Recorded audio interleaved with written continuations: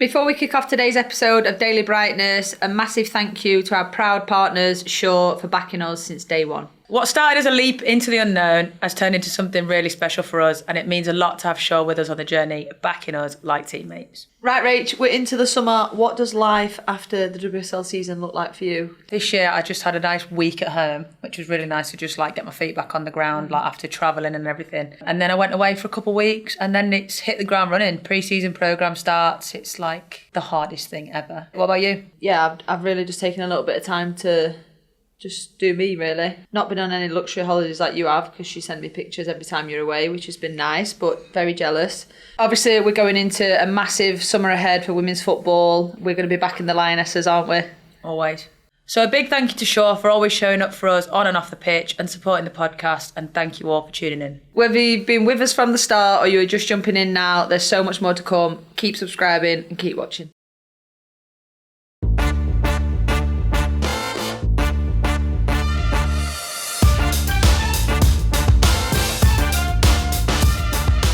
Hello everyone, welcome to the Rest is Football Daily Brightness. This episode we are going to be doing a proper debrief of the Euros 2025, not just what happened on the pitch, but all the good stuff off the pitch, the stuff that makes us human and that is relatable, and they're the bits that you remember. So yeah, let's get into it. But first, Rach, how are we? Anything to share? Good, yeah. Just cracking my way through pre-season. I think every year you get more and more tired in the afternoon when you get home, so the evenings are a bit of a struggle to stay awake. Yeah, just getting back into it. What about you? Nice. Yeah, same. Back in team training, which is so nice. Yeah, just had a real gradual build. It's been nice to have that time, but I'm so happy to be back in team training and working towards pre-season games now and getting ready for the season. It's just around the corner, isn't it, really, when you think about it? I know. It's good that the fixtures are out and stuff. I know. It's exciting. Who's your first one? Brighton, then you. We see you soon. But how's the family? How's everyone? How's Louis settling? Louis good. He's getting bigger and bigger as the day goes on, and he is just living his best life, to be honest. I told you that he doesn't like to go for a walk. Yeah. Well, he does now. So he goes out now and he's fine. He occasionally digs his feet into the ground and says, I don't want to go, but give him a little drag and he's on his way. But just need to get him to start doing a wee outside, because he does it outside at home but won't. He'll literally go for an entire walk, not wee or do anything, and then get home and then just go straight in the garden and go for a wee. And I'm like, why? That's the annoying part. How's Dexy with him when he meets new dogs? Is she protective of him? Yeah, she is, but she doesn't really love new dogs. Sometimes she doesn't even go near, she just barks. But he loves all dogs. He's sound with any dogs. But I took him into training for the first time last week. Did you? Oh my God, I bet he got so much attention. Yeah, I had to bring him on his own because I felt bad if Dexy saw all the attention he was getting and not her. I keep saying to everyone at Chelsea, I'm like, excuse me, but I've seen at Villa that Dexy's in the change rooms and she has her own little bed under the locker. I was like, can we not get a refurb? Where's my locker for my dogs? Don't think they'd fit all yours in there. I know, I'd have to have a separate kennel, but I do actually use that as an example, and I'm like, well, Villa have the dogs in. So, but yeah, life's good. Everyone's good. Like you said, just cracking on with footy and getting ready for the next season. But yeah, you definitely start to feel it as you get older. Pre-seasons get tougher. Yeah, telling me. You know what it is? It's the afternoons and you get home and I'm like, I can't do anything. Don't speak to me. Don't look at me. When have you ever known me to nap? Honestly, I am a napper, aren't I? And I can't nap because as soon as I get home, it's the dogs need seeing to and they need playing with, and it's just like, I'm just like, ah. Anyway, let's dig into the reflection of the tournament. So have you spoke to any of the England girls since they've been back? I actually saw Hannah today on my way out. But other than that, I've kind of just tried to, when you finish a tournament or even when you finish like something really, really big, like successful or not, when you just need that bit of time. I've finished tournaments before and everyone's messaging me. I'm like, oh my God, please just give me some space. Like, it's so overwhelming, and I've honestly tried to just give players that space. And that's like me. I've done the same. You don't want to be like, no, because as a player that it is really hard and it's really overwhelming. Also, what can you say? Like, I've said my well dones, congratulations, but I'm not gonna be like, oh, so what did you do?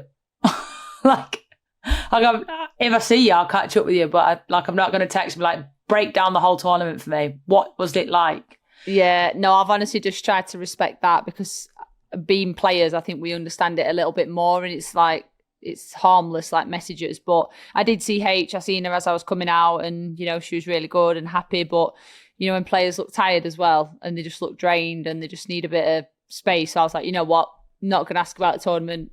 I just said, like, you were amazing, really proud of you, get your holiday and I'll see you in a couple of weeks. So honestly, not too much conversation, just been sitting back, looking at social media, watching everyone celebrate and doing their own little thing. And yeah, it's been nice to see that side of it, to be honest, but no conversations. So we've picked out some little moments that happened off the pitch that we were going to talk about. So the first one we're going to go into is Chloe's shinnies. Obviously, they had Scotty on and the dogs, and I feel like quite a few people have that, but it's a nice little touch, isn't it, away from, like, it's like they're there with, obviously they're in the stands, but, well, the dogs aren't, but, yeah, like, there's a piece of them on you, and to have a husband on there and a dog's like, how much all them mean to her, so, I don't know, it's cute, isn't it? Yeah, little sissy with the little shinnies. It is, and they become like little superstitions and like lucky charms, and, it probably has no impact whatsoever, but it's the same as, like, I mean, you've probably got your little things. I've definitely got my little things as well, where I'll always have, like, I've got a bracelet that my mum got me, and I've always got it in my bag every single time I go to a game. It's with me, like, the whole time. It's in my wash bag. It travels everywhere. But it is, like you said, it's just special when you can't have those people, like, literally there with you on the pitch. You've got, like, a little bit of your motivation, your drive, like, your why and your reason, like, they're always there. And it's really cute. Like, it's nice seeing normal stuff, like, at a tournament, and just that, like, human side. I think sometimes the world of football is so robotic. And are you superstitious? Do you know what I always used to say? I'm not, but I am. I really am, but I never used to say I were. I am. I'm a bit of a psycho and stuff like that, aren't I? Like, and I swear Rachel, down, like, I think, like, oh my God, like, the worst case scenario will happen if I don't do something. If my hair is not how I want it to be, I'm not going on the pitch. I'll do it. The girls laugh at me. No, you're an absolute psycho. For anyone watching this, Millie gets her hair, looks in the mirror, she literally, it looks like a bloody bird's nest. She makes it as messy as she possibly can, throws it up in this, like, wild bun. And every time she does it, to me, it looks like it's exactly the same. But obviously, with you, it's a feel. It's not right. So she puts up the amount of times we've been away on camp or tournaments, and I just hear, ah! I do this thing. Yeah, it's Millie not getting her hair exactly perfect how she wants it, which I do totally understand. Like, your hair needs to be. I always right. say, if I do it first time, I'm like, woohoo! First date's gonna be a good day, girls. Yeah. I mean, it has no relevance whatsoever, but it has to just be like that. Like, my socks, I'll have a game day pair of socks that probably last me the whole season unless they've got a hole in, I change them. My undershorts last season had a massive hole in the crotch, like, massive hole. I said to Kitman Winnie, I said, don't you dare touch those undershorts. You leave them and you keep putting them on my bile. And I've wore the same ones the whole season. I know, it's so weird, and I feel like as I've always been that way, but I think as I've got older, it's got worse. But there's loads of things that I have, but one of them, like, I actually have in the warm-up, if my last shot in the finishing hasn't gone in, I have to hit the net before I go in, but, like, cleanly hit the net, not across the floor. Like, I have to, like, belt it at the net. Do you have a same order? Me and Erin. But I get so annoyed when the keepers go and save it. I'm like, leave it. It's my one shot. Yeah, just leave it. We have a set order. I spent hours there waiting for them to get it in. I'm like, all right, it's not about you here. Also, this is literally my ADHD brain going elsewhere, but how bomb are these? Wagon wheels. Remember them? I've not had a wagon wheel since I was about 8, Millie. Banging. Just spotted them then on the table. I thought I'd just show you. And that marshmallow in it. Oh, so good. It's so good. Anyway, back to it. I think we are very superstitious, and it's people started pointing it out. Hannah said to me, God, you get ready in such a weird way. Such a strange way of getting ready. I was like, cheers, mate. No worries. But I do. And then I noticed it, and I was like, holy shit, I'm a bit of a freak. Yeah. Me too. I'm, like, top level freak. Talking of Hannah, she went on to Good Morning Britain, didn't she? Little star. Yeah, being a little busy bee. But no, I think she's honestly been amazing. And I think us knowing her, like, going on there and, talking about kind of a start to football and the struggles that she had to overcome, yeah, I think she's actually helped so many people. And did you see she did a surprise visit? No. She got asked to do a video, and instead of just doing the video, she offered to go in and meet a little girl that had the same eye condition as she had, and then surprised her. Oh, that's cute. But I was like, that's just H to a T. Like that just sums her up. But yeah, she'd do anything for anyone, wouldn't she? Yeah. I think it's such a cool story though. Like, obviously not cool that she's had problems with her eyes and stuff, but I think it's like really like remarkable when people share these stories though, because some people won't know that about Hannah. Like, quite a lot of people wouldn't know that about Hannah. And to be an elite, not even an elite athlete, a goalkeeper who's, you need your eyes, your perception is so important. At this level, to go through what she's gone through to get to that level, I think it's incredible. And like you said about that special visit, I just think like it's so special for the kids as well to like grow up and say, well, you've done it, so I can do it. Well, that's the proof that speaking, like sharing your struggles and your stories, like helps, because there is someone else out there. I guarantee you there's someone else out there going through the exact same struggle as you are. Yeah. So by speaking out, she's now, got to go and meet that little girl and be like, you can do it. Like, it's not going to stop you playing. It won't stop you like playing sport. And that is the importance of speaking out, and also not being ashamed of your struggles. Like, everyone's got them. Like, anyone that says they haven't got a struggle is lying. I think what's like been really prevalent like recently in like the last couple of years is people speaking out about things in the public eye, which I don't think we had really for a long time. No. It's quite easy to hide behind something, isn't it? And not like share your stories. It's a really vulnerable. It was judged too much. And I think it's great when people do speak out, because it helps, like you say, the next person. It's the same thing with Hannah, obviously, touching on struggling. Hannah losing her grandpa 2 days before the tournament started, and then Tooney's nan passing away on the morning of the final. Like, those are things that nobody can prepare you for, right? Like, you wake up on the morning of that final, or you wake up going to the or you go to the tournament, and everyone thinks everything should just be rainbows and butterflies. You're going to play in the Euros, and like, no one prepares you for losing somebody that you love. And again, I think it's good that they've even just shared that, because not only have they had to deal with that, like on a normal day, that's absolutely awful news, like horrible news. But to go through a tournament and play at such a high level in the spotlight every day, you've got to be at your best with those things that you're dealing with as well, and like grief, and like your family are grieving, but they're all supporting you. It's such a hard thing to do, and I think obviously you've been there through multiple. Like myself and Beth and Tooney and Carly and Fran, like it's awful. I think it's just a reminder as well to the rest of the world that not really normal. When you're judging someone, when you're trolling online and when you're saying, oh, she's shit, what a terrible performance, she should be off the pitch, oh, the Lionesses, just remember, you don't actually know what they're going through that day. Like, you have no idea. Like, no idea at all. Like, football is non-existent when it comes to like life, like scenarios and life problems and losses in life. Like, who gives a shit about football when you've just lost someone that you love, like, and that's part of your family? Like, it's not relevant.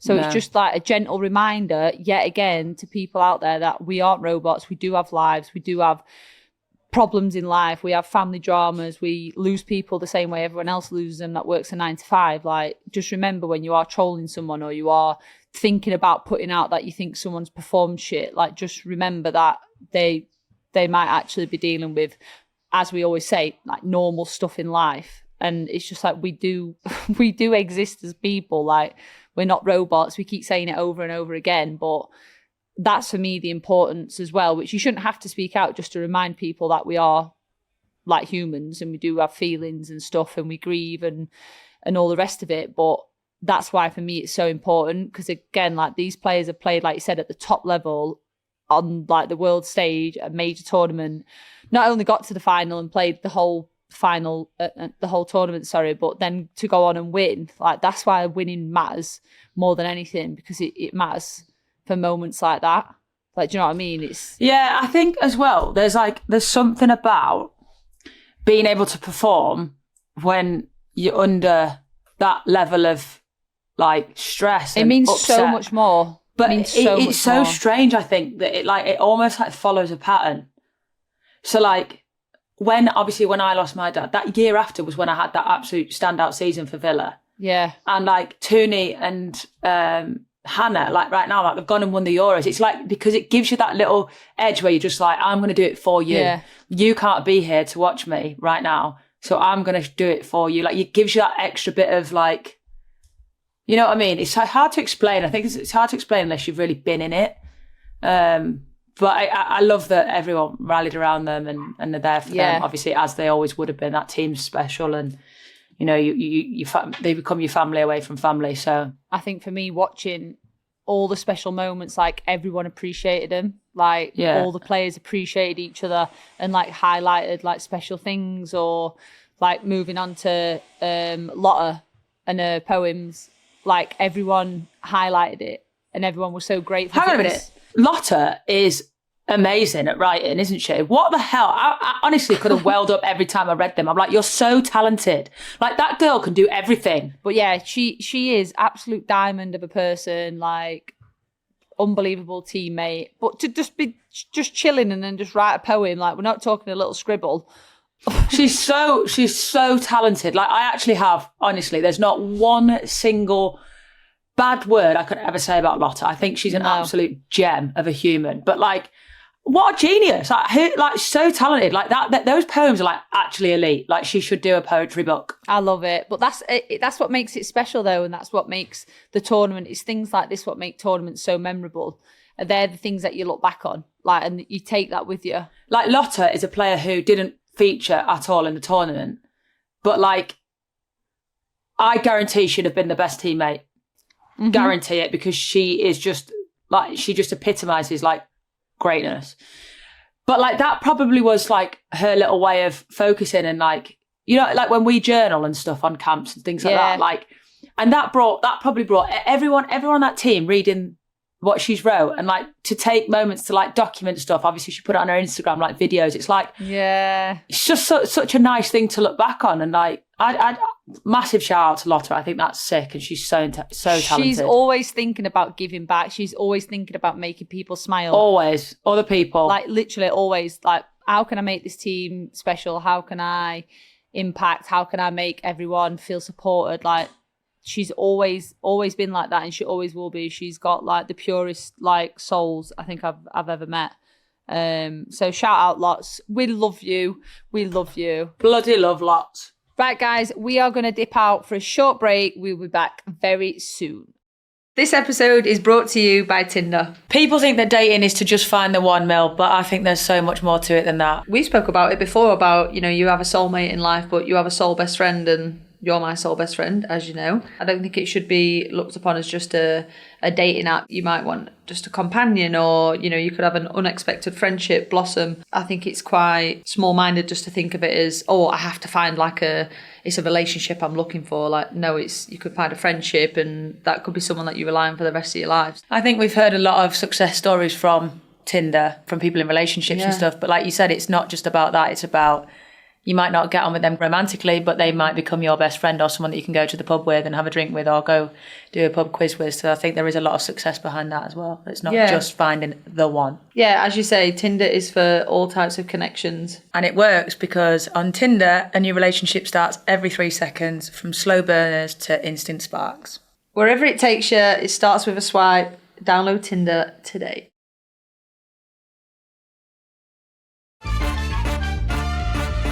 Welcome back to the Rest is Football Daily Brightness. We are now going to start to talk about the tournament as a whole. Millie, what did you think about the overall tournament, like the general play? I think there was some surprise results. I think how far the likes of Switzerland made it, Italy. I think a lot of the underdog teams really performed, and I think that was one, great for women's football and great to watch. But yeah, I think it was super competitive. I think we saw that from how many extra times we went to and penalty shootouts. Like, when have we ever seen that in a tournament? It's like the unknown, really. Maybe 1 or 2 games, but not the amount that we saw this summer. So overall, I think it was, you know, really exciting to watch. There was a lot of games where you sat on the edge of your seat, especially our England games. I'm, oh my God, stick it in the back of the net, kick it out, like. But yeah, I think overall super competitive, and again, I think another major step in the right direction for women's football. Yeah, I think what I like the most, genuinely, is, apart from England winning the whole thing and me calling it from day one, I've really enjoyed seeing Switzerland get out of the group, being a host nation. And like seeing teams that you don't typically see, like Italy, where they got to, like you don't typically see them in a semi-final of a Euros anymore. And like seeing how much they've come on and they've improved. And I think one of the highlights for me was probably seeing Switzerland get out the group and like get their fans to experience that. I thought that was ace. Yeah. Because I think I didn't go obviously to Switzerland, but everything I saw, it looked like a really nice atmosphere. It looks like they put it on really well. And I mean, it's such a gorgeous place. I'm sure it was absolutely insane for everyone to be there, but I think they obviously did a good job of hosting. But how did you feel this year, like as a fan, not playing? Yeah, it's weird, isn't it? Because we've never been fans. I think at first I was a bit sad. Because obviously since retiring, it's the first tournament I've not been a part of for a while. Yeah. And I was like, I want to just like live that with them. Like it was weird at first, but as soon as obviously they played the first game, I was just like, right, let's go. I felt sad when we seen them getting on the bus because I remember what we'd be doing, and I instantly thought back to Euros 2022, and I was like, oh, me and Rach would be doing this now. And then when they won, and I was like, oh, I know what me and Rach would be doing, and they're the moments where I felt sad. Yeah, at first I was like that, but then it's awful being a fan. Like I was so nervous. Like I never ever got nervous playing. Like honestly, everyone says like, "Oh, what was it like? Did you get nervous?" I'm like, not really. Excited. Yeah, but like now I'm watching and you've got no control over it whatsoever. I'm like, kick it, pass it. But that's when you're injured as well. It's because you can't influence. Like you can't influence, and I think the only good thing is because we have played. It's maybe easier to be a fan because you can appreciate what the players are going through. What's something that will stick with you from this tournament? I think the Sweden game for me. Do you know what else I loved? I think we loved this, didn't we? Yeah, positive clicks. Like that made me proud because I think a lot of people could deem that as a negative, but we know being in that moment that is not negative at all. Like that is like bringing the group like that rather than like that. So that's probably something that I'd stick with. But honestly, just gas that we won. Yeah, just the positive clicks, because I think we know as players that is the team's in such a good place. Everyone's so together. Everyone's like so driven and on board. But obviously winning, like back-to-back champs, it's the best part of the tournament. Double bubble, you know. Right. Millie, what are you grateful for this week? This week, I am very grateful for my compression tights. That's so funny because our both legs are in bits. You know, we're getting older. Both of the things that we're grateful for are to do with recovery. Mate, I'm in absolute bits. I'm too old. My gratitude literally is on my list here, and I'm grateful for my sauna because the heat is just giving me like my muscles some life that I need. That's so funny. You can tell it's pre-season and we're getting on a bit, that we're both grateful for things that aid recovery. Yeah, compression tights and collagen for my joints. Got to keep them bad boys going a little bit longer. Brilliant. Excellent. Brilliant. On that note, Millie and Rach are bad and old. Cheers. Right, guys, that's it for today's episode of Daily Brightness. Massive thank you to everyone who's been with us so far. For those that have already subscribed, if you haven't already done that, make sure you please do. And we will be back with some more stories, more nonsense, more waffling, and more football chat. And the WSL is just around the corner. Woohoo! Woo-hoo! Have a brilliant week, everyone. Goodbye from me. Goodbye from me.